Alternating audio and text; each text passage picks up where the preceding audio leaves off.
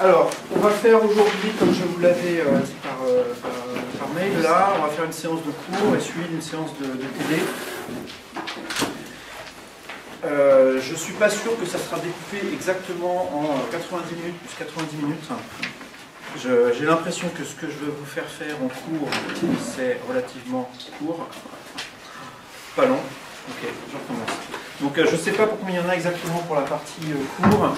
J'avais estimé ça à peu près 1 heure, mais bon, je n'avance pas, j'ai commencé à remarquer que en général je prends plus de temps que ce que j'estime, donc on verra. Mais donc il est quand même possible qu'on fasse une pause qui ne soit pas tout à fait à l'exact milieu des deux, et qu'il y ait un petit peu plus de TD que de cours.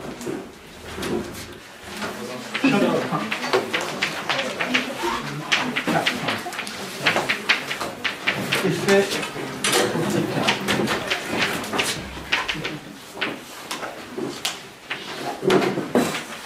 Donc on va s'intéresser à quelque chose de vraiment très très spécifique dans ce chapitre. Il est vraiment moins général que ce qu'on a fait avant, mais vous allez voir que c'est quand même des effets physiques qui sont importants et qui surtout sont observables. On observe en fait depuis plus longtemps. On observe des effets qu'on a observés bien avant l'avènement de la relativité restreinte et sur lesquels justement la relativité donne un éclairage lumineux. Donc je vais commencer par une toute petite section pour faire un rappel qui va nous donner le cadre de ce dont on a besoin. Et puis je vais me lancer ensuite dans le vif du sujet. Et donc la première partie, ça s'appelle quadrille quantité de mouvement du photon.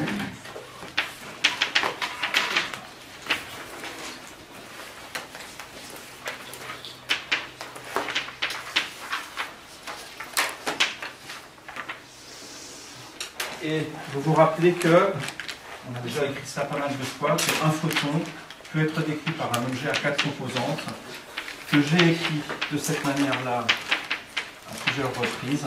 Alors j'ai peut-être employé à chaque fois des notations un petit peu différentes.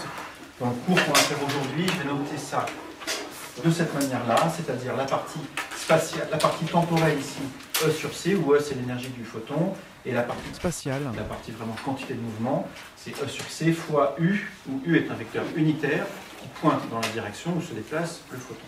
Donc ça, c'est en fait, il y a 3 composantes là-dedans. Vous vous rappelez, c'était une notation abrégée pour indiquer 3 composantes. Dans ce qu'on va faire aujourd'hui, on va considérer des photons qui se déplacent dans des plans. Je vais attendre qu'il ferme la porte, qu'il remette la chaise, s'il te plaît, pour pas que ça s'ouvre. Merci. Donc dans ce qu'on va faire aujourd'hui, on va considérer des photons qui se déplacent dans des plans. On verra tout à l'heure des situations expérimentales où ça se produit. Donc on a un photon qui se trimballe là-dedans, et je vais appeler X l'axe. Je vais appeler X et Y les 2 axes qui délimitent le plan, et je vais appeler Z la direction perpendiculaire à ce plan. Ce que je suis en train de vous dire ici, c'est que la coordonnée Z ne va jouer aucun rôle dans ce dont je vais parler aujourd'hui. Ça va être des situations à 2 dimensions, et les seules coordonnées d'espace que je vais considérer, c'est UX et UY. Du coup, le U qui est ici est un vecteur dont la 3e composante sera ça, systématiquement nulle. Donc, ce que je vais aussi noter ça de cette manière-là, dans la suite, E sur C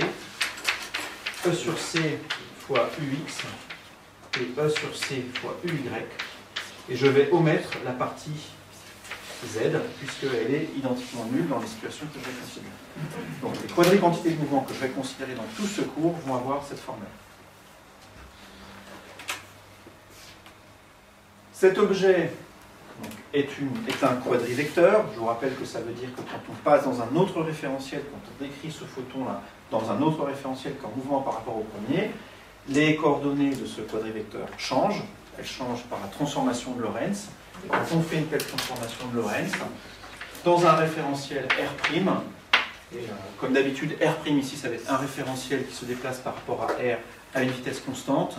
Et dans tout ce que je vais faire aujourd'hui, ça va se déplacer par rapport à R dans la direction X, c'est-à-dire que la vitesse de R' par rapport à R va être dirigée suivant X. Et quand on fait une telle transformation de Lorentz, la nouvelle quadrille-quantité de mouvement s'écrit E' sur C, E' sur C fois U'X, E' sur C fois U'Y, Jusque-là, la quantité d'information est nulle. C'est-à-dire que là, ce que j'ai juste fait, c'est que j'ai écrit le quadrivecteur quantité de mouvement pour R', donc j'ai mis des primes pour dire que c'était là-dedans, mais si vous êtes dans un référentiel R', vous n'allez pas l'appeler R', vous allez l'appeler R, et vous allez écrire, ça. Donc j'ai juste mis ici, voilà, l'observateur dans R', il va noter les choses de cette manière-là, et ce qui m'intéresse ici, c'est qu'on peut obtenir les quantités primées à partir des quantités non primées en faisant une transformation de Lorentz. C'est-à-dire que ça c'est donné par, et ça vous allez le faire vous en fait. Je vais demander, donc vous prenez 2 minutes, et vous allez écrire ici les composantes, les 3 composantes, donc la composante temporelle et 2 composantes spatiales, de ce vecteur-là, en fonction des composantes du quadrivecteur qui sont là. Il suffit d'aller chercher dans votre cours l'expression de la transformation de Lorentz, la manière dont on se transforme un quadrivecteur, et de l'appliquer à ce quadrivecteur-là. Je vous laisse 2 minutes pour le faire, pour que vous remettiez un petit peu en tête ces trucs-là, ne serait-ce que vous voyez où c'est dans votre cours. Donc ici, le référentiel R', le référentiel R' se déplace par rapport à R selon la direction X. On a un référentiel fixe qui est là, l'autre qui se déplace dans cette direction-là. La vitesse relative des deux référentiels, elle est dans la direction X. La vitesse du photon, elle est dans n'importe quelle direction, elle est dans le plan XY, mais le changement de référentiel qu'on fait, c'est suivant une direction, suivant la direction X. Donc la transformation de Lorentz, il y a beaucoup de zéros si vous l'écrivez sous une forme matricielle. C'est exactement celle qu'on écrit dans le cours. Je vais peut-être le réécrire ici. Quand on a un vecteur, un quadrivecteur ici, prime, c'est obtenu avec le quadrivecteur non prime, et puis ici une matrice qui est donnée par ça, gamma moins bêta gamma 0, je ne sais pas à cette place 0, moins bêta gamma 0, 0, et les autres composantes qui ne sont pas changées. À 4 dimensions, ça donne ça. Ici, le quadrivecteur auquel on s'intéresse, c'est ça.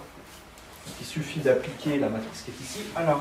Alors là, vous allez râler parce que ça, c'est une matrice 4-4, et là, il y a 3 composantes, donc ça ne va pas marcher. Donc, évidemment, comme ici, on a supprimé la composante Z, ça veut dire qu'il faut enlever cette ligne et cette colonne. Ce qu'on est en train de faire, ce que je suis en train de vous dire, c'est que dans une situation plane, voilà la matrice de Lorentz qu'il faut considérer. Pour obtenir les composantes qui sont là, ce que je vous demande donc, c'est de multiplier ça par ça. Tout simplement. Je le fais avec vous du coup là. Ok. C'est parti. Donc je multiplie ça par ce qui est là-bas. Bah, ça se fait de tête, hein. Ça fait gamma fois E sur C. Ensuite, on fait lui fois lui, donc ça fait moins bêta gamma fois quoi? Pourquoi je bug? Ça fois ça fait encore E sur C.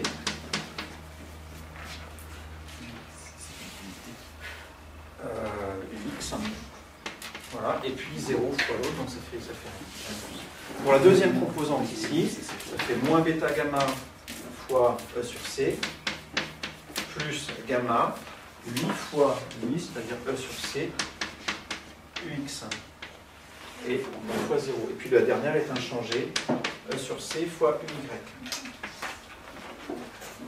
Je m'arrête 30 secondes là. Je veux vraiment que ça, vous le regardiez, vous soyez d'accord avec ça, ou si vous ne l'êtes pas, vous intervenez. Ça va être le point de départ, l'égalité qui est là, entre ça et ça, je vais la réécrire en gros là. Ça va être le point de départ de tout ce qu'on va faire aujourd'hui. Donc je pense qu'après il n'y aura pas trop de questions, ça ira assez vite, assez facilement, les calculs vont couler de source, il faut que vous soyez vraiment d'accord avec ça. Vas-y. En utilisant la matrice Oui. J'ai effectivement ce que j'ai fait, c'est la matrice qui est ici, je l'ai mise devant ça. 0, moins bêta gamma, gamma 0 et 0, 0, 1. Et j'ai multiplié ça par ça. Et donc du coup les règles de la multiplication matricielle me disent que ça fait ça fois ça, plus ça fois ça, plus ça fois ça. Pour la première composante. Pour la deuxième, ça fait ça fois ça, plus ça fois ça, plus ça fois ça. Vous avez tous déjà vu les matrices, hein, parce que je suis en train de les utiliser. Oui. C'est un peu là, du coup, d'écrire UX, UY, c'est pas un vecteur, c'est-à-dire que ça sera les coordonnées seront toutes les mêmes. Qu'est-ce que tu veux dire par les coordonnées seront toutes les mêmes? Les coordonnées spatiales et temporelles. La partie spatiale et la partie temporelle, c'est pour les mains. Où est-ce que tu vois ça? La partie temporelle, c'est ça, la partie spatiale, c'est ça, et c'est pas la même chose, ça et ça. Pourquoi tu dis que c'est la même Je sais chose? pas, je voyais plus le UX avec un vecteur dessus. Parce que, Alors, UX avec un vecteur dessus, c'est très bizarre. Alors, on l'utilise parfois la notation U vecteur avec un petit x pour dire c'est le vecteur unitaire qui va dans la direction X. Ici, là, ce que ça veut dire ça, c'est pas ça. U, c'est le vecteur U, ou U', c'est un vecteur qui indique dans quelle direction se déplace le photon, un vecteur unitaire. Donc, il y a une norme 1, il va dans une certaine direction. Et ce vecteur, il a deux composantes. Il en a une suivant X et une suivant Y. Je vais faire un petit dessin. Imagine qu'on ait un photon qui nous arrive par là-bas, on a un référentiel avec X comme ça et Y comme ça, là c'est les axes. Ce que j'appelle U, c'est un vecteur unitaire qui est collinéaire à la direction du photon, d'accord? Ça c'est U. Et bah, lui, il a deux composantes. Si tu projettes ça sur l'axe horizontal, bah, la longueur qui est ici, c'est ce que j'appelle UX. Et puis là, quand tu le projettes sur l'axe vertical, ça c'est UY. Non mais du coup c'est plus clair là? Ouais, c'est... Non, vas-y, on continue de reformuler. C'est vrai que c'est comme ça, mais... Je sais pas, en fait. Je vais réfléchir. Bon, si tu arrives à poser une question de manière claire, n'hésite pas, vas-y. Moi j'ai une question concernant la matrice de Lorentz. Là. Oui. Est-ce que c'est avec...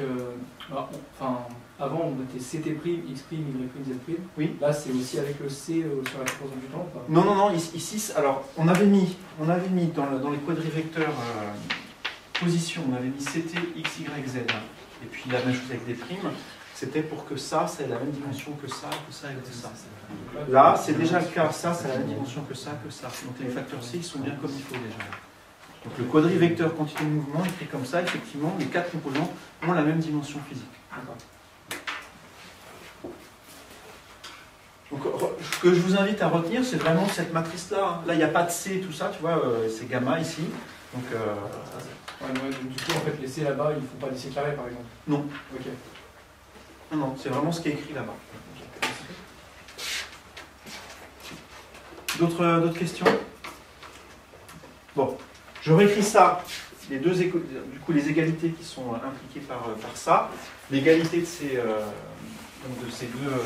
deux grandeurs-là nous donne trois égalités individuelles sur les composantes. Je les réécris et puis on va en discuter en long, en large, en travers et en diagonale.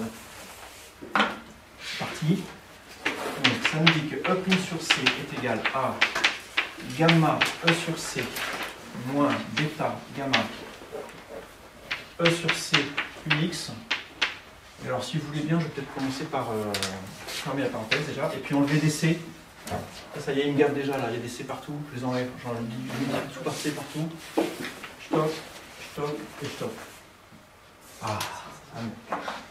Ensuite, la partie spatiale en X. E' sur C. Monsieur? Oui. Il y a un diamant en trop après le bêta. Ah, oui. Ça va déjà encore beaucoup mieux comme ça. Merci. Je l'avais pas mis là-bas? Ah oui, non, parce que j'avais mis en part. D'accord, merci. E' sur C fois U'X est égal à gamma E sur C UX moins bêta E sur C. Et là, même chose, je vais aussi multiplier par C, enlever les C qui sont là. J'aurais même pu mettre E en facteur, mais peu importe, on fera ces manips cosmétiques un petit peu plus tard. E'(UY) est égal à E UY. Pour exactement la même raison, je simplifie encore par C de deux côtés. Voilà. Ce que j'ai écrit ici, c'est la valeur des composantes du quadrivecteur quantité de mouvement dans le référentiel R', et j'utilise la transformation de Lorentz, ça me permet de relier certaines quantités mesurées dans le référentiel R, l'énergie et puis U, là, X et Y, à ces mêmes quantités mesurées dans R', c'est celles qui ont des primes. Ce qu'on va faire aujourd'hui, là, dans le cours qui est ici, c'est voir les conséquences physiques de ça, et on va séparer ça en deux. D'une part, dans l'expression qui est en haut, là, on voit que ça va nous permettre, en fait, la composante temporelle qui est là, nous permet de relier l'énergie dans le nouveau référentiel par rapport à l'énergie dans l'ancien. L'énergie d'un photon, je vous rappelle que c'est proportionnel à la fréquence. Donc ça va nous permettre de relier la fréquence d'un photon vu depuis un référentiel mouvement par rapport à la fréquence qu'il aurait si on était au repos. Ça s'appelle l'effet Doppler.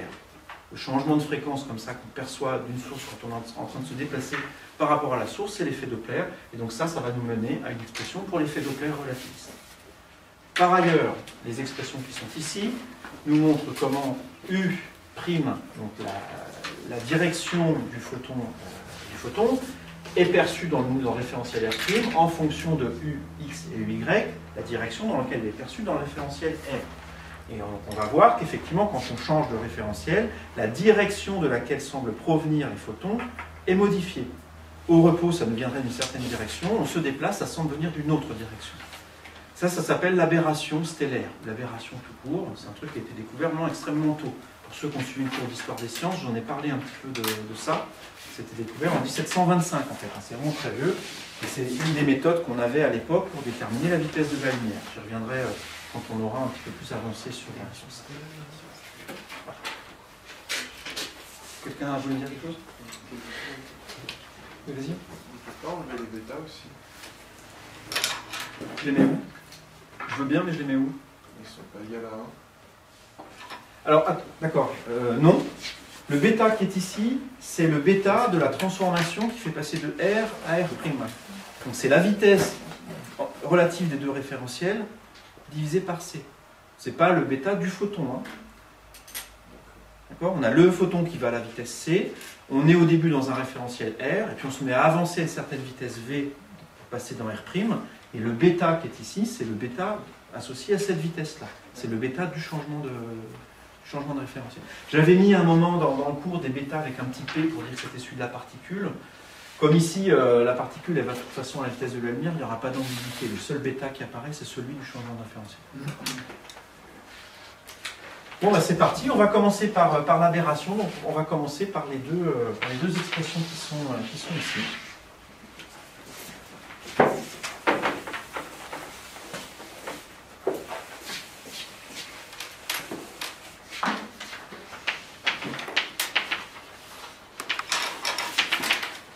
Alors ça s'appelle aberration stellaire parce que c'est un effet qui a effectivement été observé pour la première fois dans la lumière qui nous provient des étoiles, la position apparente des étoiles.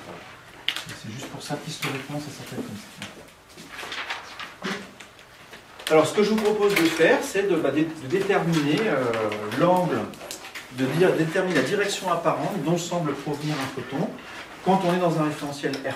Je vais vous faire un petit dessin comme ça. Faire le dessin là et les calculs à droite.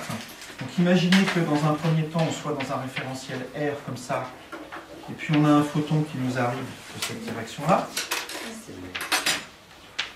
qui nous arrive de la direction U. Quand c'est le cas, nous on est sur Terre ici.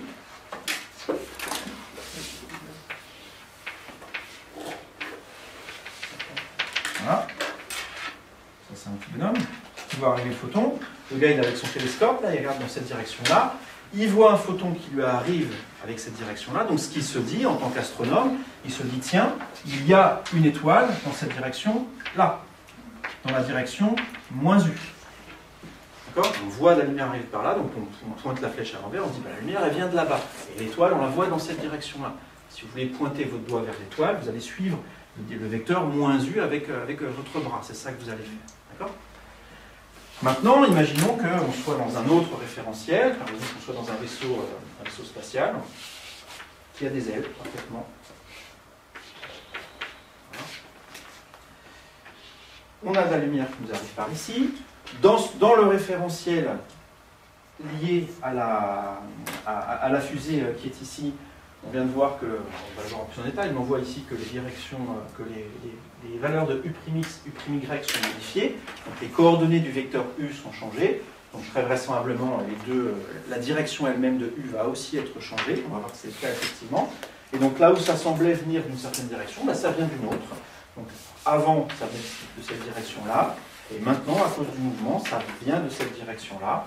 Et donc le gars qui est ici et qui fait de l'astronomie depuis sa fusée, qui regarde les étoiles, là où il avait l'impression qu'avant la lumière venait de moins U, il a l'impression que maintenant la lumière vient de moins U', qui est un vecteur qui est plus penché par là-bas. Ça, c'est ce qu'on voit là. J'ai dessiné ici le vecteur U. J'ai mis moins U', voilà. Avant, dans le référentiel fixe, ça venait de la direction moins U, et maintenant, dans le référentiel mouvement, ça vient de moins U'. Et ce que je vous propose de faire, c'est de calculer l'angle, l'inclinaison de l'étoile, en fait, la modification de l'inclinaison de la direction de l'étoile en fonction de l'état de mouvement de la fusée. C'est-à-dire, on va s'intéresser à l'angle θ, qui est ici. Alors, je vais mettre deux angles, mais ça commence à être un petit peu petit, mais regardez juste et faites-le bien sur votre feuille, c'est pas difficile à comprendre, c'est plus dur à dessiner qu'à comprendre en fait. θ, ici c'est l'angle entre l'horizontale et puis le vecteur moins U, vecteur bleu, et θ', ça va être l'angle entre l'horizontale et puis le vecteur moins U' jaune. Donc il y a deux angles ici, il y a l'ancien et le nouveau. L'ancien c'est θ, avant ça on avait l'impression que c'était penché d'un angle θ, et maintenant on a l'impression que c'est penché d'un angle θ'. Voilà, c'est les deux angles ici qui m'intéressent. Est-ce que vous pouvez me dire un truc juste et intelligent sur l'angle θ? Comment l'angle θ est-il relié à certaines des grandeurs qui sont au tableau ici?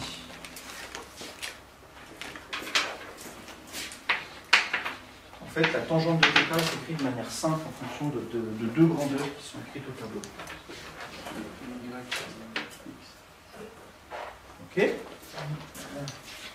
Donc effectivement, si je vais faire un gros zoom sur ça, sur la figure ici, où j'ai U dans cette direction-là. L'angle θ, c'est celui-là, en fait. Je l'ai mis ici, là, mais ça revient exactement à celui-là. Et effectivement, la tangente de l'angle θ, ici, c'est simplement donné par UY sur UX. C'est le rapport entre les deux composantes. Si ici, la direction X par là-bas et la direction Y par là-bas, la tangente de l'angle qui est ici, je ne sais pas si ça vous est évident ou pas. Si ça ne l'est pas, vous dessinez un triangle comme ça. Dans le triangle rectangle qui est ici, le côté, la tangente de l'angle qui est ici, c'est le rapport entre le côté opposé et le côté adjacent. Le côté opposé, c'est la projection sur Y, et le côté adjacent, c'est la projection de U sur l'axe X. Donc c'est bien la grandeur qui est ici. Donc Uθ et tangente θ est donnée par UY sur X. Et exactement de la même manière, tangente θ' est donnée par U'Y sur U'X.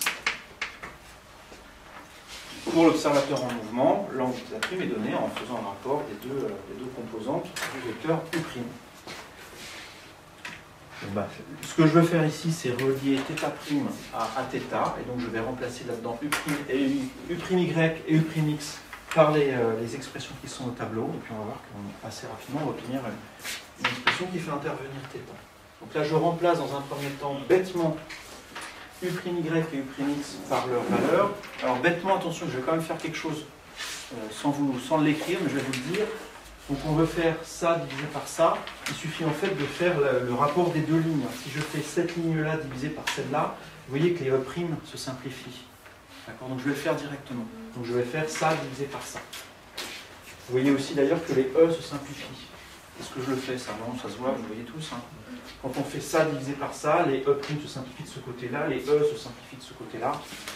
Et du coup, c'est vraiment très rapide. On a tout de suite que c'est UY sur gamma facteur de UX moins bêta.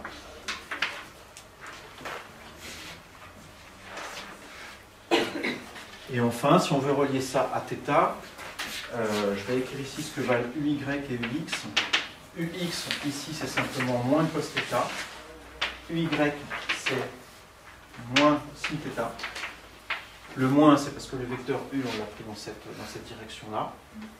Voilà, ça je le remplace là-bas, et puis ça me donne tout de suite tangente θ' est égal à sinus θ sur gamma facteur de cosinus θ plus bêta.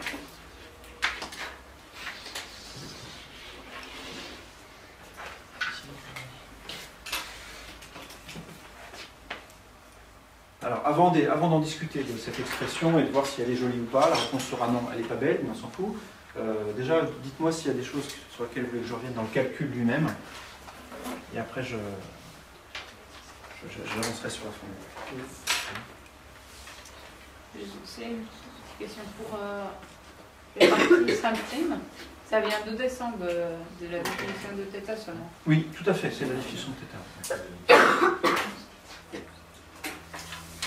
Alors, avec cette expression-là, donc elle est effectivement pas très jolie, ça relie une tangente à un rapport de cosinus avec un bêta, mais peu importe, elle est utilisable, c'est-à-dire que si je vous dis, bah, imaginez que j'ai une étoile qui se situe, donc moi je vais dans cette direction-là, sur l'axe X, j'ai une étoile qui est à 20 degrés, pour quelqu'un en repos, une étoile qui se situerait à 20 degrés de l'horizon, d'accord, une altitude de 20 degrés comme ça, donc on aurait θ égale 20 degrés. Si je vous dis je me déplace moi à la vitesse de c sur 2, je vais à la moitié de la vitesse de la lumière, ça vous permet, vous, dans cette expression-là, de déterminer bêta, donc de déterminer gamma. Je viens de vous dire que l'angle valait 20 degrés, donc vous savez tout calculer là-dedans. Donc vous pouvez aussi du coup en déduire θ' numériquement et vous trouverez un autre angle. Vous allez trouver un angle qui est plus petit, je vais y revenir tout de suite. Et donc vous saurez que l'étoile n'est pas à 20 mais par exemple à 17 ou 15 degrés dans le ciel. Donc cette formule vous permet vraiment de calculer la position dans le ciel d'absolument toute étoile connaissant votre état de mouvement par rapport au ciel. Moi, ce que j'ai du mal à comprendre, c'est la navette, là, elle se rapproche de l'étoile. Enfin... Oui, alors, elle se rapproche. Les étoiles, elles sont extrêmement loin. Hein. Les étoiles les plus proches, elles sont à quelques années-lumière. Même si tu vas à C sur 2, il faut 8 ans pour arriver à l'étoile la plus proche. Hein. Ce que je comprends pas, c'est pourquoi ça descend. Enfin, normalement, si on se rapproche de l'étoile, même s'il est un peu au-dessus, elle reste. C'est une excellente remarque. Je vais y revenir. On va y passer un petit peu de temps sur ça. Donc juste pour vous expliquer ce qu'on va faire tout à l'heure en TD, un des trucs qu'on va faire, et c'est là où je sors mes petits dessins, j'ai pris une constellation assez peu connue, et ce qu'on va faire, c'est vous allez calculer les coordonnées de chacun des points. Enfin, je vais expliquer comment on fait, je vous donne la taille angulaire ici typique de cette échelle, et vous allez faire le dessin de à quoi ressemble la grande ours quand on s'en approche à une vitesse de 90% de la vitesse de la lumière. En utilisant uniquement cette expression-là. On va voir que ça permet de le faire, point par point. On peut regarder, à quelle distance du point vers lequel on se dirige se situe chacune des étoiles, et puis voir avec cette formule-là de combien c'est dévié, et on verra l'apparence de la grande ours pour un observateur qui se déplace par exemple à toute vitesse vers la queue de la casserole, et puis ensuite on fera la même chose pour quelqu'un qui se déplace à la même vitesse mais vers l'autre extrémité de la casserole. Et on verra que les apparences sont différentes. Alors, donc je vous ai dit que, sans vous le dire aussi clairement, mais je vais le faire maintenant, θ' est plus petit que θ. On peut le montrer ça. On ne peut pas le faire ici. Il y a d'autres expressions peut-être un peu plus symétriques entre θ et θ' qui permettent de le montrer, mais on y passera un peu trop de temps, ça cacherait un petit peu le message. θ' est plus petit que θ. C'est-à-dire que si vous avez une étoile qui est dans une direction donnée, vous avancez vers ces étoiles, en fait, l'étoile du coup semble se trouver plus bas. Elle se rapproche. Tout le champ de vision que vous avez se contracte vers l'avant, et ce d'autant plus que votre vitesse est élevée. Si vous avez une vitesse extrêmement grande, ça se rapproche, et là où vous aviez les étoiles qui étaient sur un hémisphère, ça se retrouve dans un petit cône devant vous. Alors, j'entends que tu me dis c'est pas très intuitif. Toi, tu aurais plutôt pensé, et vous aurez peut-être imaginé que vous avez des étoiles comme ça, tout d'un coup, vous allez à toute vitesse par là-bas, les étoiles elles vont vers l'arrière. D'accord ? Ça, c'est le petit film dans le générique, pour ceux qui ont regardé là, le générique des vidéos de relate. À la fin, vous avez un tout petit film, extrait d'un film de science-fiction, où vous voyez quelqu'un qui passe à la vitesse lumière, ils appellent ça, bon, il va très vite, et il y a le champ d'étoiles qui fait des traits qui vont vers l'arrière, comme ça. C'est pas du tout ce qui se passerait. Ça irait dans l'autre sens. Les étoiles se contractent vers l'avant. Alors, vous me dites, c'est pas intuitif, moi j'aurais imaginé le contraire. En fait, c'est parce que vous n'avez pas réfléchi. Parce que ça n'a rien à voir avec la relativité du tout. C'est vrai aussi en physique classique. En physique classique, je vais le faire ici. En physique classique, imaginez que vous ayez une source ici qui émette de la lumière dans cette direction-là. Et imaginez que ça soit vraiment le vecteur vitesse. Allez, je vais mettre le vecteur vitesse comme ça, de la lumière, donc ça donne vos C. Et puis vous vous déplacez à une vitesse, alors je vais appeler grand V et la petit v, qu'on puisse séparer les deux. Pour vous qui allez dans cette direction-là, donc vous avancez vers la source. Si la lumière va suit la vitesse qui est montée ici, ça veut dire que pour vous, la lumière gagne une composante dans cette direction-là. Si vous allez dans cette direction-là, pour vous, vous avez l'impression que le photon vient encore plus vite vers vous, il gagne de la vitesse comme ça, et du coup, la vitesse totale, c'est pas grand V ici, mais c'est la somme des deux, c'est-à-dire c'est le vecteur jaune qui est ici.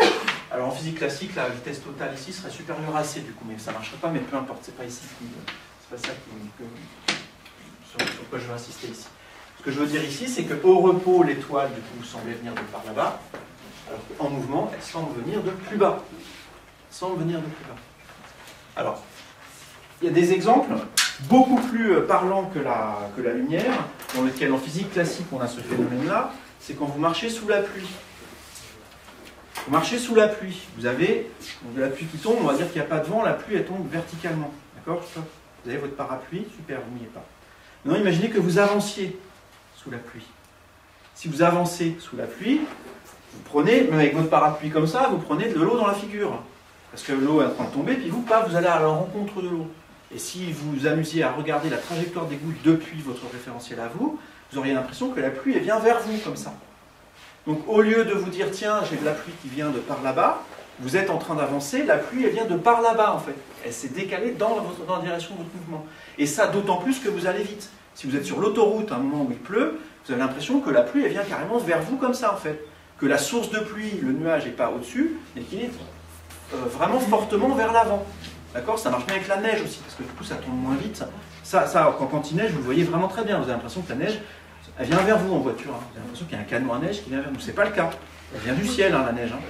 Enfin, c'est pas le cas, je sais pas ce que vous conduisez, mais en général, c'est pas le cas.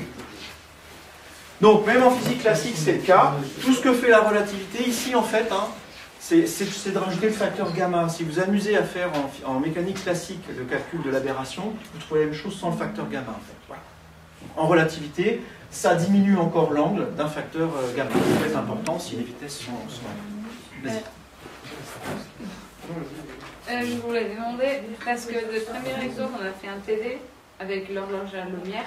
Oui. On a fait un qu'on bougeait dans ce sens. Et vous nous avez dit que la longueur de l'horloge à lumière ne changeait pas. Oui. Dans la direction transversale, oui. Oui, et bon, ça ne fait pas trop de sens avec ça. Je ne vois pas le rapport entre les deux. Il faut que tu me dises pourquoi tu vois une contradiction. Parce que ici, on voit que... Ah, ici, en fait, c'est seulement que la direction vers nous, ça grandit, mais l'autre, elle reste comme ça. Il n'y a pas de dimension ici de longueur, c'est que des vitesses. Hein. Je n'ai pas du tout ici dessiné de choses qui ont une longueur donnée. C'est vraiment la composition des vitesses. Quelque chose qui a une certaine vitesse, si tu vas vers lui avec une vitesse à toi, bah, tu lui ajoutes une composante de la vitesse. C'est vrai en physique classique, c'est vrai en relativité aussi avec des formules un peu plus compliquées, mais dans les deux cas, ça change la direction du vecteur vitesse. C'est tout ce que je dis ici.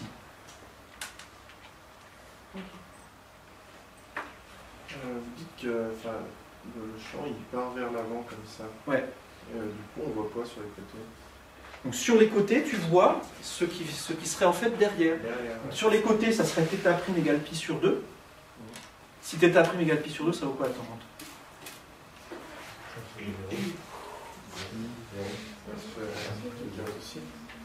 Sinus sur cosinus. C'est impossible. Non, c'est pas défini. Alors impossible, Ouais, ça, c'est- pas défini. C'était quoi ça? Oui, ça tend vers l'infini, effectivement. Donc il faudrait là-dedans, ça correspond au cas. C'est pas un problème, hein. On peut très bien raisonner avec des valeurs infinies. Là, il n'y en a qu'une. Donc la valeur infinie, ça veut dire qu'il faut que le dénominateur s'annule. Donc c'est l'angle θ pour lequel cos bêta est égal à moins bêta. Donc, voilà, tu prends bêta qui vaut 1,5, tu prends l'arc cosinus et ça donnera l'angle qui au repos, donc l'angle des étoiles que tu verrais au repos, qui une fois en mouvement te semble venir du côté. Donc derrière. Ah, du côté. Du côté. Ouais. Donc quand tu es en mouvement, les étoiles que tu vois sur le côté, c'est celles qui au repos étaient en arrière. Et si vous pouvez voir vraiment derrière nous, à pi. Ouais. Du coup, bah, Donc là, ça marche aussi. En fait, alors, je vais faire le dessin en physique classique, ça va répondre aussi à ta question. Le facteur gamma, il n'a pas de rôle vraiment dans l'essence de ce que je veux dire ici. Donc, imaginez que vous ayez tout un tas d'étoiles, comme ça, qui vous envoient de la lumière. Tout un tas, je vais en faire 8 parce que c'est pas mal, ça sépare les trucs qui viennent des côtés et puis qui viennent de derrière. Dans un référentiel au repos, voilà ce qu'on voit. Je vais me placer dans la situation où je vais à une vitesse V, qui est celle du vecteur jaune ici. Donc je me déplace par rapport au champ d'étoiles à cette vitesse-là. Du point de vue de mon référentiel à moi, du coup, ça revient à ajouter à tous les vecteurs une petite flèche, qui est moins celle-là, hein, on est d'accord? J'ai pas pris la longueur tout à fait au hasard ici, j'ai pris une longueur telle que la projection telle que la somme ici, ça fasse quelque chose de purement vertical pour répondre aussi à ta question de tout à l'heure. Et donc du coup, quand je fais la somme effectivement de ces vecteurs, là ce que j'ai représenté c'est la vitesse des photons plus la vitesse qui est due au fait que je suis en train d'avancer vers les photons. Et en bleu ici, du coup, c'est la vitesse effectivement totale, la vitesse que semblent avoir les photons pour moi qui suis en train de me déplacer par rapport au champ d'étoiles. Voilà. Donc ceux qui sont devant restent devant, on arrive plus vite, mais en physique classique. On va voir qu'en relativité, ils viennent décaler vers le bleu, leur fréquence change. Eux, là, semblaient venir d'ici, bah, du coup, ils semblent venir de plus près par là-bas. Ceux qui venaient des côtés, bah, maintenant, me semblent venir un peu de l'avant. Ceux qui venaient d'un peu de l'arrière, ici, avec la bonne vitesse, bah, me semblent venir maintenant des côtés. Donc moi, ça, je les observe vraiment à 90 degrés par rapport à moi. Et ceux qui viennent de derrière ici semblent arriver avec une vitesse toute petite. Ils seront décalés vers le rouge, en relativité. Et il y a tout un tas toutes les situations intermédiaires. Ici, vous pouvez vous amuser à compléter le dessin. Vous verrez des étoiles de partout, en fait. Hein. Simplement, la densité, si vous avez une densité uniforme d'étoiles dans le référentiel de départ, dans le référentiel en mouvement, elles seront beaucoup plus concentrées vers l'avant. D'autres questions, remarques? Ça, c'est normal que ça vous pose problème. Il faudra y réfléchir, dire « Ah non, je ne suis pas du tout d'accord, c'est débile », y réfléchir et vous verrez que c'est le cas. Ne regardez pas les étoiles en conduisant vite, ça vous avancera à rien. Non, c'est bien, il y en a qui rigolent à mes blagues, c'est toujours... Non, j'aime bien. Faut que quelqu'un se force, je pense que vous tirez au sort au début, non, c'est ça? Savoir qui va s'y coller. Il y a toujours quelqu'un qui le fait, donc merci. Vraiment merci. Alors ensuite, l'effet Doppler. Donc ça, on y reviendra en TD tout à l'heure. On fera des petits trucs rigolos avec ça. Je vais maintenant m'intéresser à l'équation qui était ici, que je vais réécrire. Équation vraiment qui porte sur l'énergie.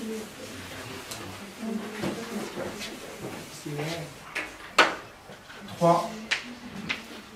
Effet Doppler.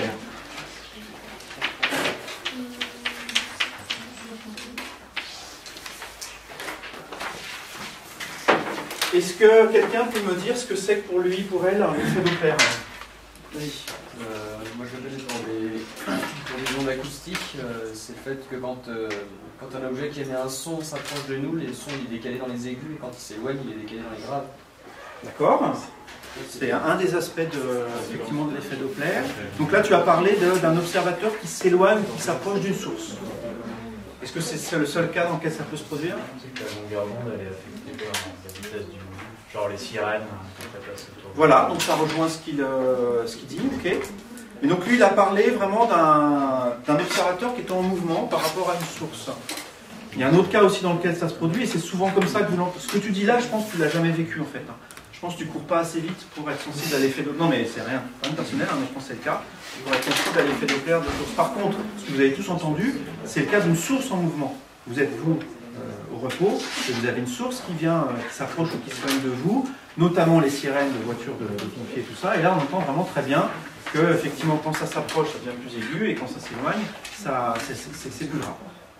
Ça c'est effectivement l'effet Doppler en acoustique et en fait c'est un effet qui est vraiment très général sur les ondes. Donc ça va être le cas aussi pour la lumière. Vas-y. Par contre, ah bah oui, justement, c'était là ce qui me paraît qu'il y avait aussi une utilité en astrologie, c'est calculer les vitesses d'étoiles.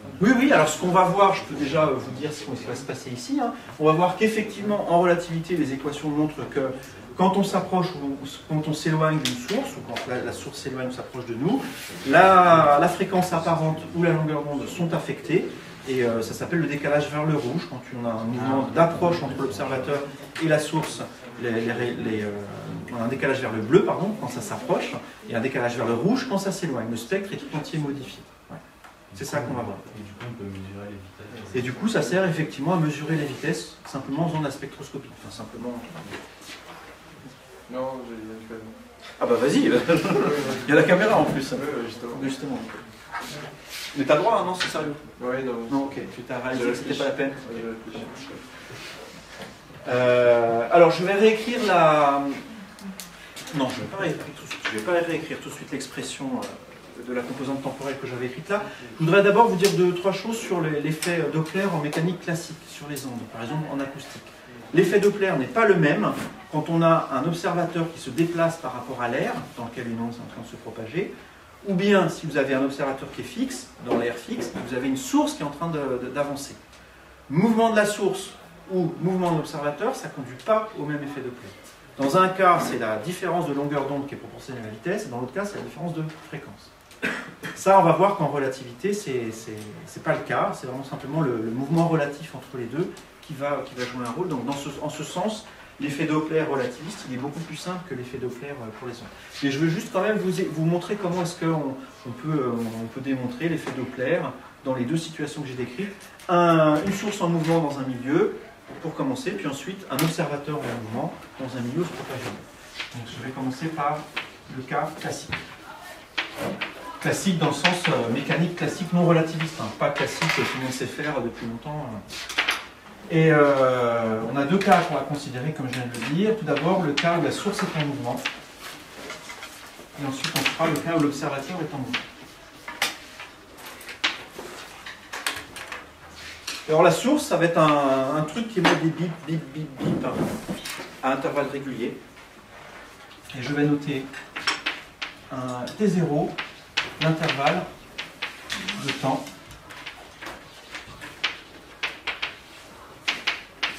entre les bits. Une horloge qui fait tic-tac, hein, voilà, vous avez une seconde entre un tic et un tac. On va attendre qu'ils passent avec leur ballon.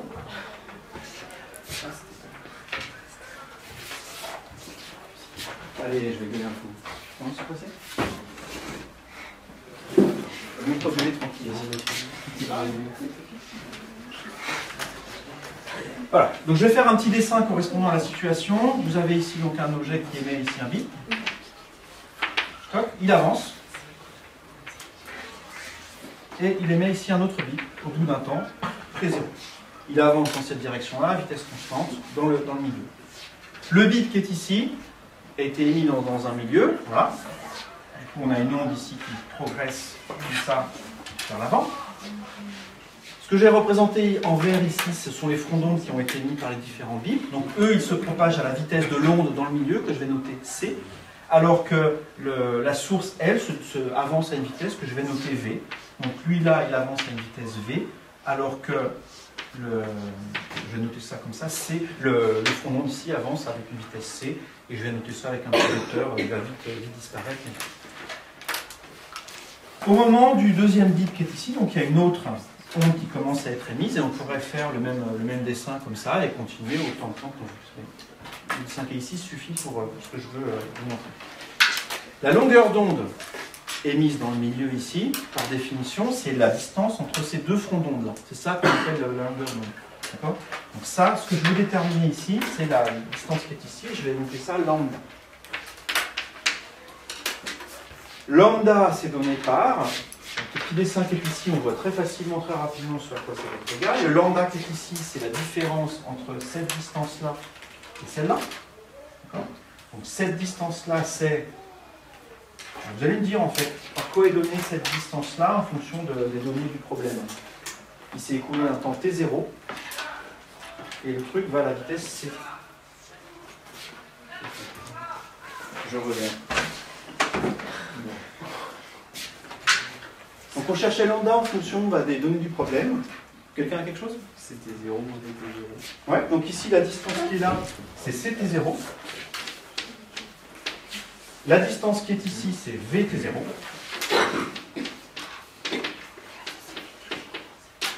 Et donc, on obtient effectivement C moins V fois T0.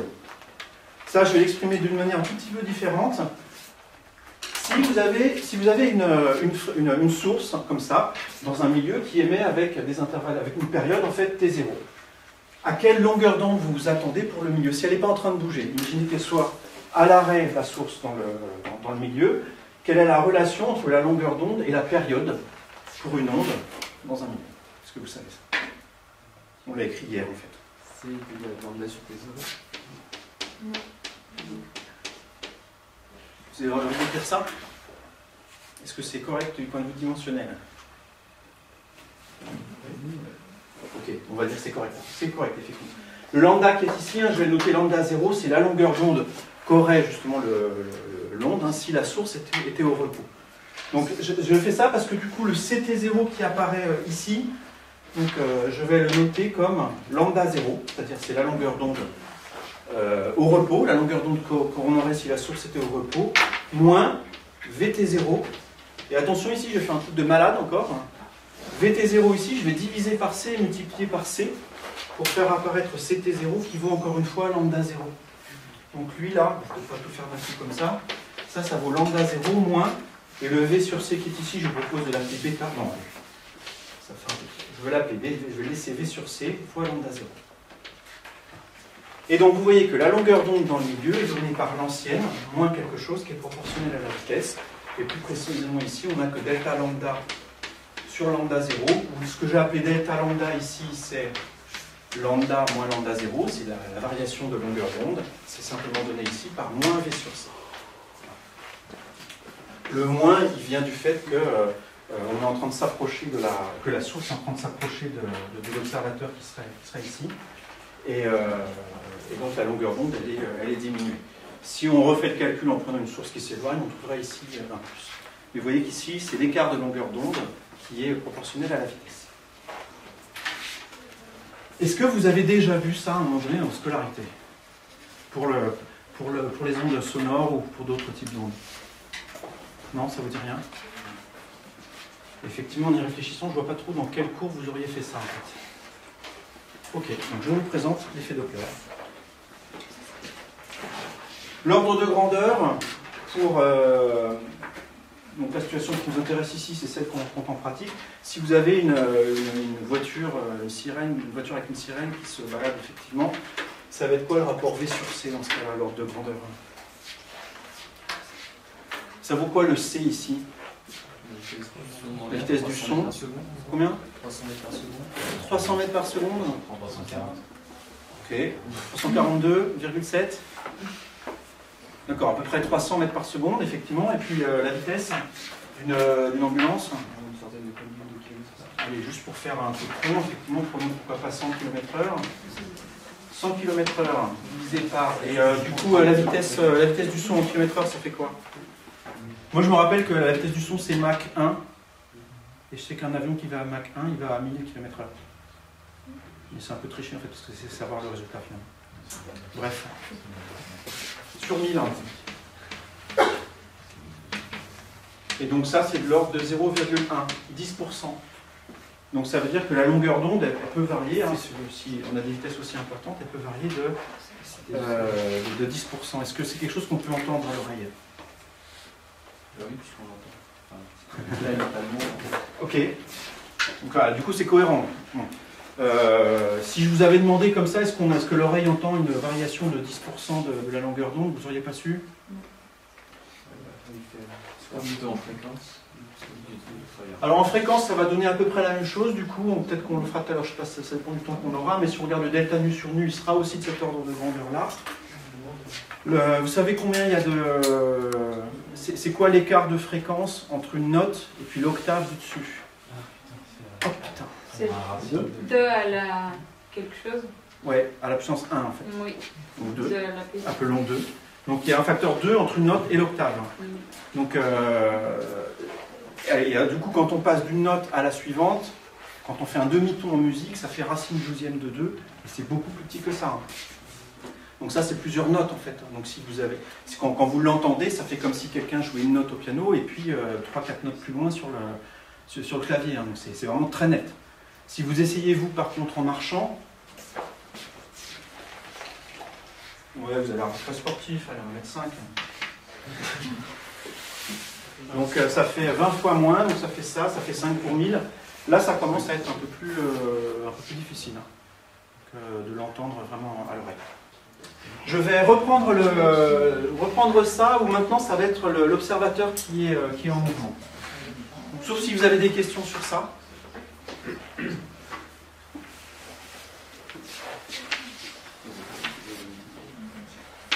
Observateur en mouvement. Ok.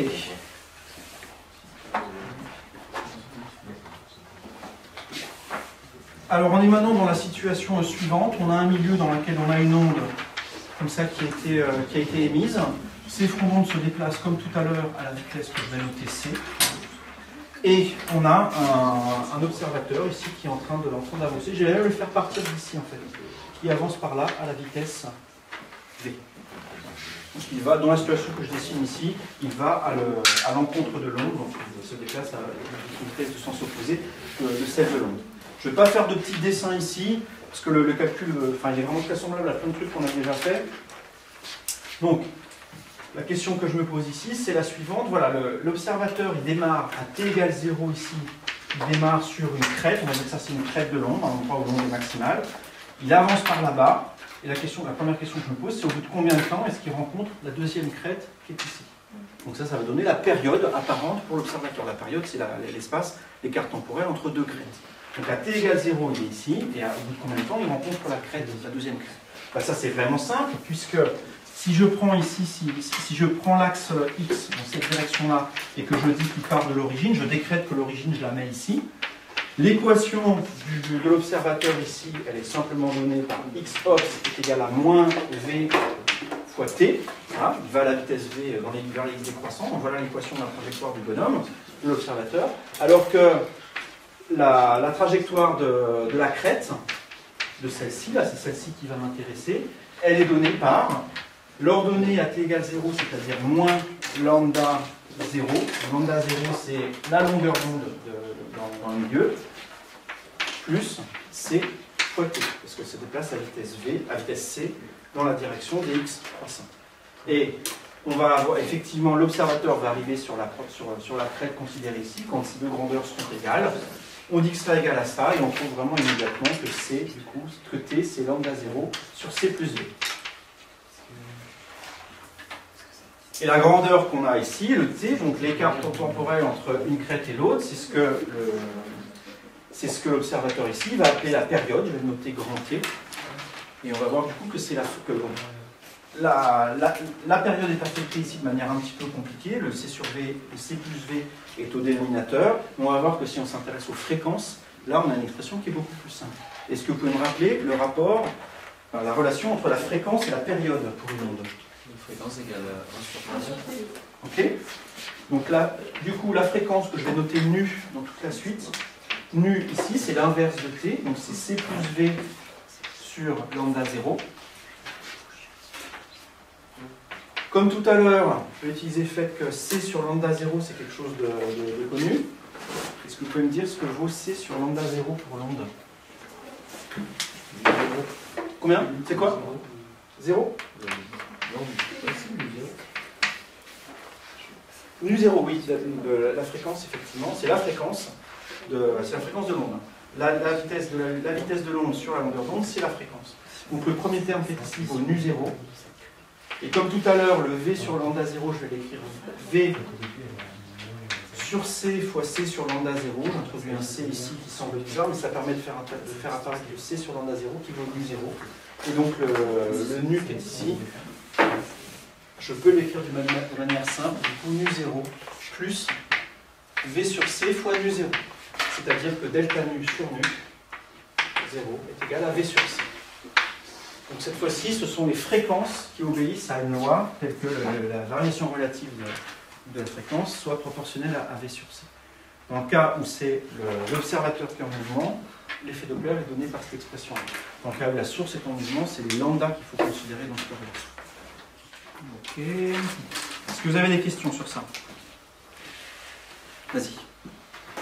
Par rapport à tout à l'heure, quand on voit ça d'une étoile, en fait, la couleur de l'étoile devient rouge ou bleu. Ça va correspondre à ça, oui. Et pourtant, c'est pareil, l'étoile, tu peux se dire qu'elle envoie de l'infrarouge, sinon les infrarouges, ils décalent aussi. D'accord, oui. C'est une très bonne question. Donc effectivement, ce que ça fait, c'est que ça décale le spectre vers le rouge, vers le bleu, le spectre entier. Donc quand on s'approche de l'étoile, par exemple, on dit que c'est décalé vers le bleu. Donc ça veut dire que tout le spectre est décalé vers le bleu. Donc il y a ce qui est dans l'infrarouge passe dans le rouge du coup et contribue à la lumière. Le truc c'est que le maximum du spectre, c'est ça qui détermine la couleur de l'étoile. Nous, pour notre Soleil, le maximum du spectre, il correspond aux radiations jaunes. Si on s'approche à toute vitesse du Soleil, tout va être décalé, tout le spectre est décalé, mais le maximum va se retrouver du coup dans le vert ou dans le bleu. Donc l'étoile va nous apparaître bleue. Il y aura quand même du rouge et tout ça dedans, hein. Mais c'est juste que c'est tout le spectre qui est décalé, et donc en particulier le maximum du spectre, il est lui aussi décalé. Ce qu'on observe dans l'effet Doppler en astronomie, c'est assez rarement une variation de la couleur, hein. Ça, il faut vraiment que les vitesses soient importantes. Souvent, c'est des raies spectrales. Donc quand on fait le spectre, il y a des raies d'absorption, des raies noires dans le spectre, et c'est elles qui sont un petit peu décalées. Mais quand tu regardes, sans faire de spectroscopie, la couleur de l'étoile, il faut vraiment qu'elle soit extrêmement rapide pour que ça donne une variation de couleur. Alors, maintenant, je vais aborder le cas relativiste.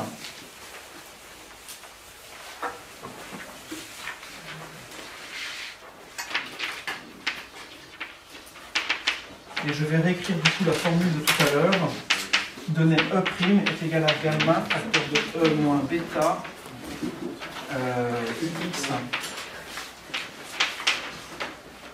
E. Oui, j'ai envie d'écrire comme ça. C'était ça que j'avais écrit tout à l'heure? Alors je vais déjà mettre E en facteur.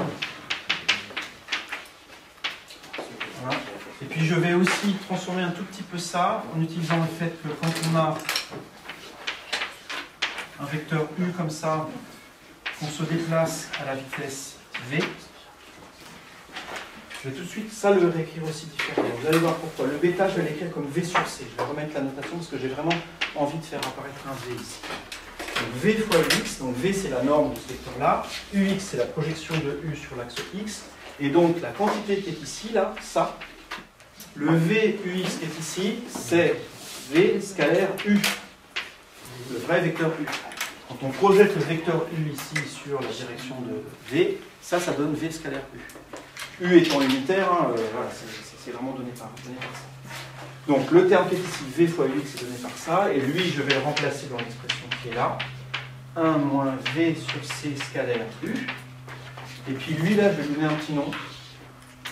Ça, je vais le noter bêta avec une flèche.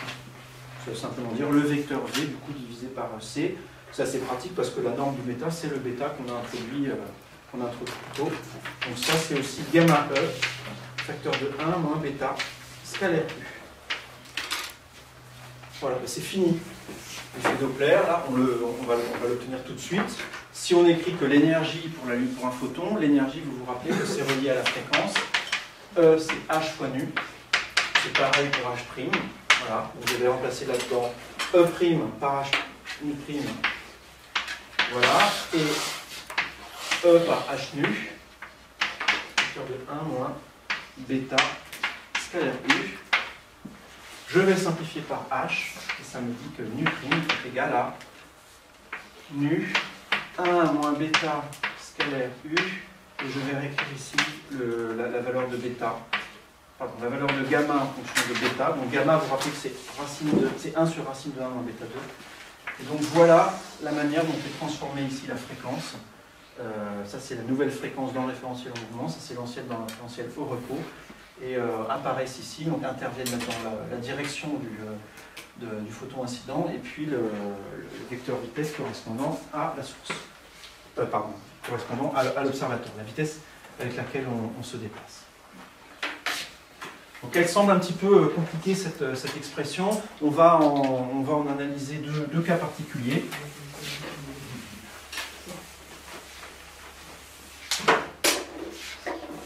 Ça, ici. Cas particulier.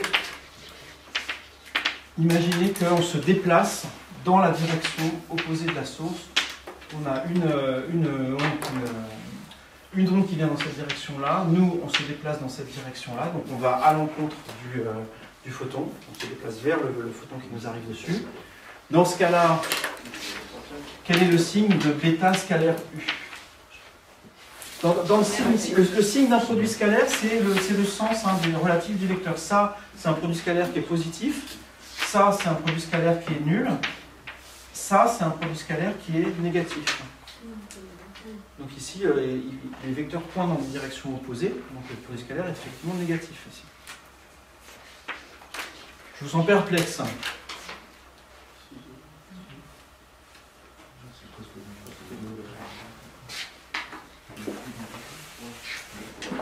Ça, là, c'est le produit des normes fois le cosinus de l'angle entre les deux. Voilà, le cosinus est plus grand que pi sur 2, donc effectivement, l'angle est plus grand que pi sur 2, donc le cosinus est négatif.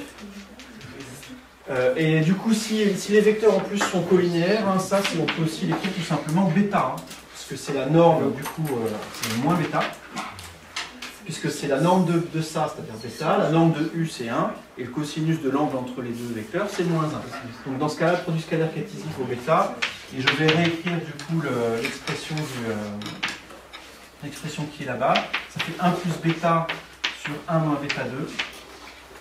Et là, attention, manipulation, mais de fou, le gars, mais prix Nobel de l'algèbre, quand je dis ça, je me plante en général. Là, 1 moins bêta 2, c'est une identité remarquable, c'est le produit de deux trucs.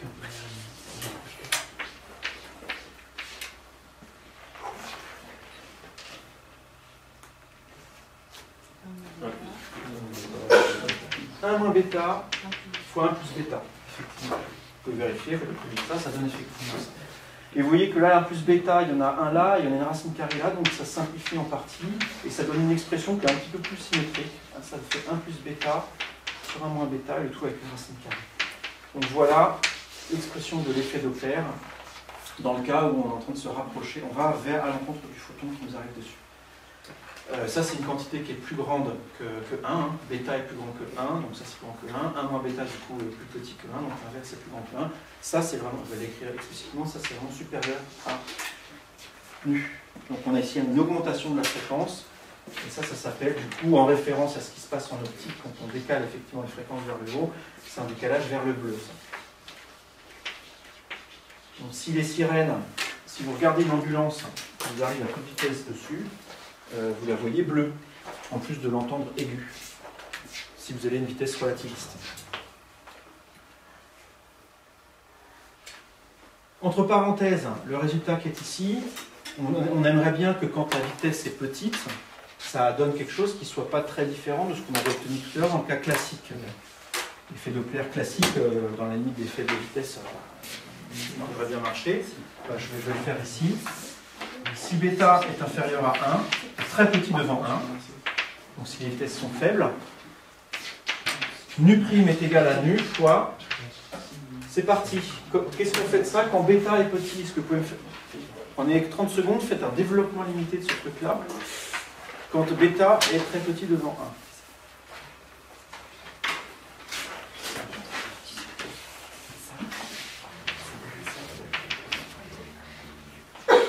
Il n'y a qu'un seul truc à faire, c'est 1 sur 1 moins bêta. Écrire ce que vaut 1 sur 1 moins bêta.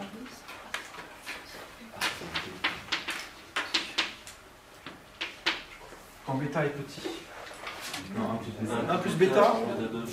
Ouais, alors je le veux à l'ordre 1. Plus effectivement après il y aurait d'autres termes, ça fait 1 plus bêta, effectivement. Donc ça, 1 plus bêta sur ça, ça fait à peu près 1 plus bêta au carré. On a la racine carrée. Ça fait du coup à peu près 1 plus bêta, c'est-à-dire nu' est à peu près égal à nu plus bêta, c'est-à-dire V sur C fois nu. Et on retrouve bien que delta nu sur nu est à peu près égal à V sur C. Donc dans la limite des faibles vitesses, effectivement, on retrouve le résultat de tout à l'heure. Alors attention, je vais faire la page suivante à l'effaceur. On va effacer les trucs. Dans le cas maintenant où on s'éloigne de la source, on va par là-bas. Non, je ne veux pas être rattrapé par le photon. Que vaut le produit, quel est le signe du produit scalaire qui est ici, du coup? C'est positif. Ça vaut plus bêta ici. Ce que ça change, du coup, dans l'expression, c'est simplement le signe qui est là. Je vais peut-être mettre des couleurs quand même pour vous dire ce qui a changé. Donc c'est le signe qui est là. Donc c'est le signe qui est là. Dans l'identité remarquable, ici, on peut toujours l'écrire, mais du coup, ce qui est modifié, c'est que c'est le 1 moins bêta qui se compense partiellement avec le racine de 1 moins bêta. On se retrouve ici avec 1 moins et là 1 plus. Et on trouve ici quelque chose qui est un peu petit. la fréquence est diminuée quand on s'éloigne de la source, quand on se déplace dans la même direction que le photon, et cette fois-ci on appelle ça un décalage vers le rouge. Et vous pourrez vérifier que si bêta est très petit devant 1, on obtient ici un moins, là un moins, et là du coup un moins. C'est-à-dire on a un décalage de la même norme, mais simplement de sens opposé. La fréquence est diminuée au lieu d'être augmentée. Donc vous verrez souvent, notamment en astronomie, quand on vous parle d'effet Doppler, on vous présente souvent ça sous cette formule-là. C'est-à-dire que c'est rare d'avoir un observateur qui se déplace à une vitesse telle que bêta soit pas très petit devant 1. Le mouvement de la Terre dans la galaxie par rapport aux étoiles lointaines, il est tel qu'effectivement on est dans ces conditions-là. Donc si c'est juste pour faire de l'astronomie et déterminer les vitesses, ça suffit vraiment largement. Et après, quand on a des vitesses plus élevées, c'est ça qu'il faut considérer. Donc j'en reviens à mon gars dans la fusée là tout à l'heure qui regardait les étoiles. Parce que par contre, conduire on ne peut pas, mais conduire une fusée on peut parce qu'il n'y a pas d'obstacle, donc c'est pas dangereux. Donc vous avez un champ d'étoiles qui est au départ homogène autour de vous, et puis vous allez avec une fusée à une vitesse importante dans cette direction-là. Je vous ai dit tout à l'heure que du coup le champ de vue se réduisait par là-bas, les étoiles étaient ramassées vers l'avant. Là je vous rajoute en plus le fait que la couleur des étoiles change. Celles qui sont vers l'avant deviennent plus bleues, celles qui sont vers l'arrière deviennent plus rouges. Donc il y a cet effet-là en plus. Il y a un troisième effet dont je ne vais pas du tout avoir le temps de discuter, mais c'est que aussi les étoiles qui sont vers l'avant deviennent plus brillantes. Parce que les étoiles vous envoient un certain nombre de photons par seconde. Si vous allez dans la même direction, si vous allez à l'encontre des photons, du coup vous en chopez plus par unité de temps, alors que si vous en éloignez, vous en chopez moins. Donc l'intensité va être augmentée pour les étoiles vers lesquelles vous approchez, et elle va être diminuée dans l'autre sens.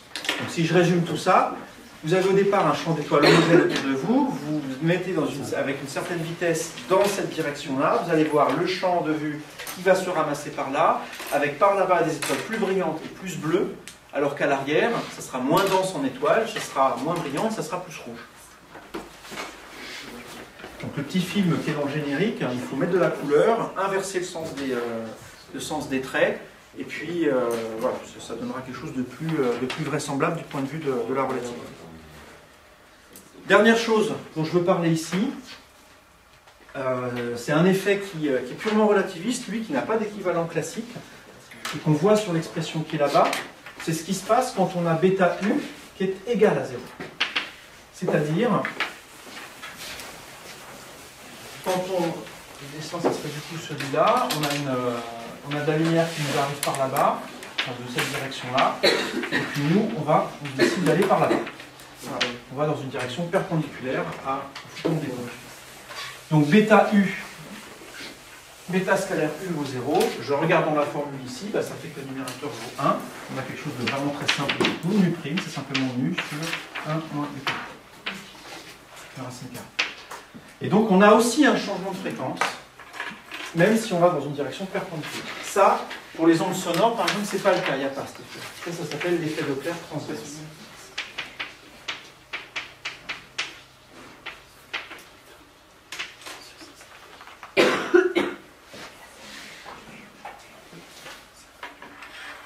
Et c'est quelque chose qui c'est pas très évident à mesurer, mais ça a effectivement été mesuré avec quantitativement des résultats qui sont en accord avec cette expression. Bon, pour le cours, du coup, je m'arrête ici. J'ai rien de plus à vous dire pour la partie cours en tout cas. Ce qu'on va faire dans la partie TD, c'est qu'on va appliquer certaines des choses qui sont ici, entrer dans certains détails. Vous allez essayer de vous connaître. Donc on se fait le quart d'heure de pause maintenant, je vous propose.